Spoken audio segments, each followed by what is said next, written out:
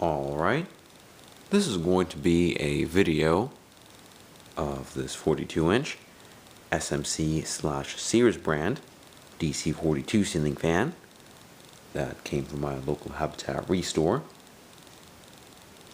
I got it there because I actually volunteer at the Restore, and pretty much what I do for them is refurbish ceiling fans that they receive via donation and make them more sellable than how they previously came in. And I'm now going to be demonstrating the fan for you guys, starting out with the light kit.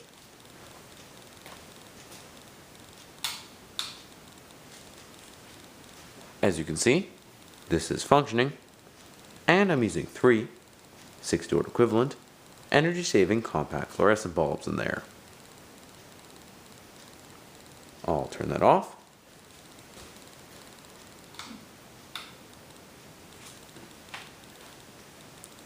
I'm now going to demonstrate the fan itself, beginning with the high speed.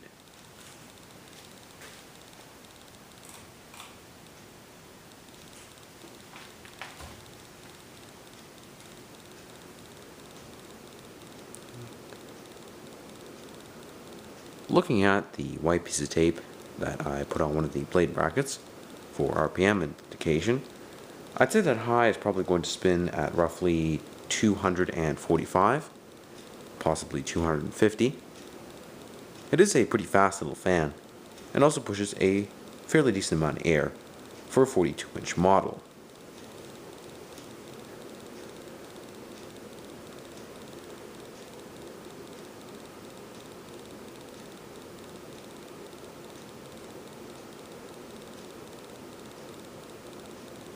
Next, for medium speed,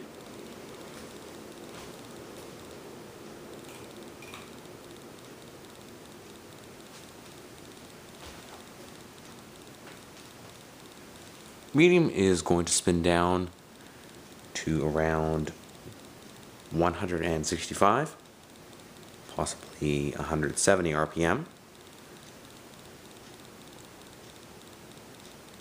And it certainly is not the quietest fan in the world, as it has a rather audible bearing noise to it.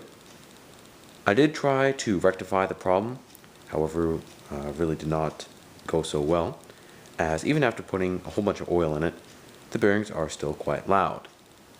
I guess that isn't a huge surprise though, as SMC fans are quite well known for having bearing issues, so it's just something I'll have to deal with for the time being. And last, however certainly not least, the low speed, which I'll be showing with the fan and light kit running simultaneously.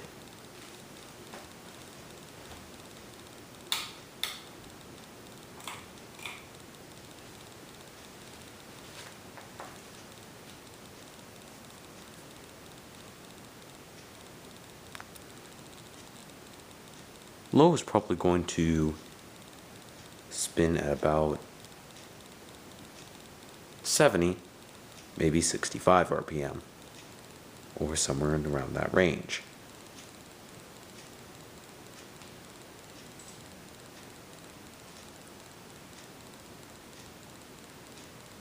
Anyways, I'll turn the fan off now.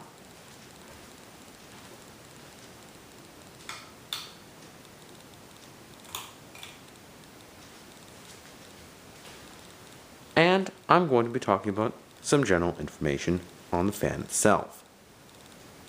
It is actually branded under the Sears label, as that's what's printed on top of the motor housing.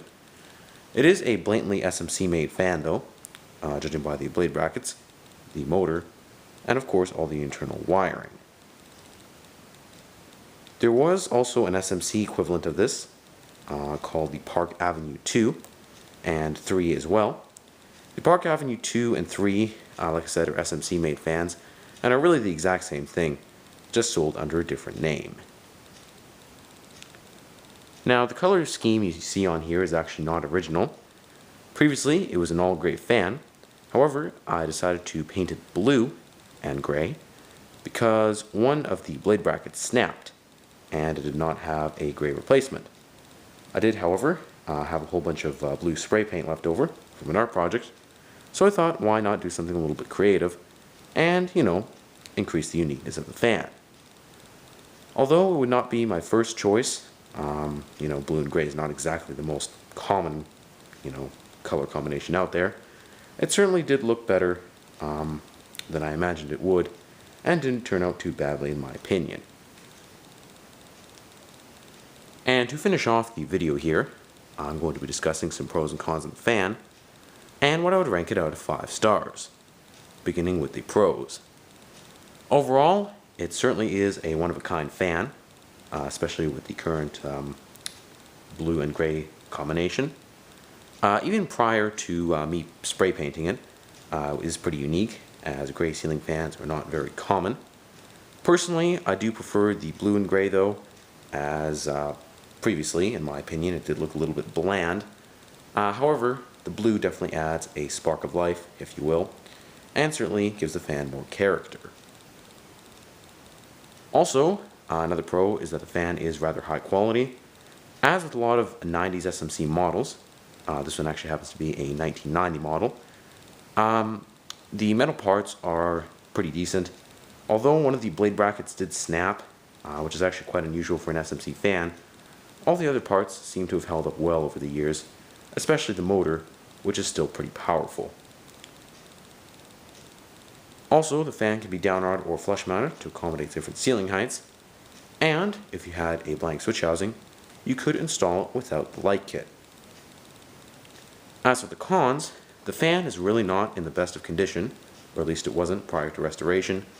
The finish previously was quite scratched prior to painting, and also 2 of the blades happened to be splitting apart, and I did try and glue them back as best as I possibly could.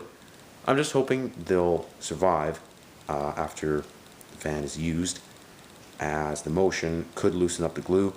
However, I did make sure they're quite solid, so again, I really do hope they hold up over time. Overall, despite the fan not being in the best of shape, it is very unique, like I said, and actually fairly decent quality, so I'd have to give it 4.5 out of 5 stars. Anyway guys, thank you so much for watching. I do hope you enjoyed the video, and there's lots more to come.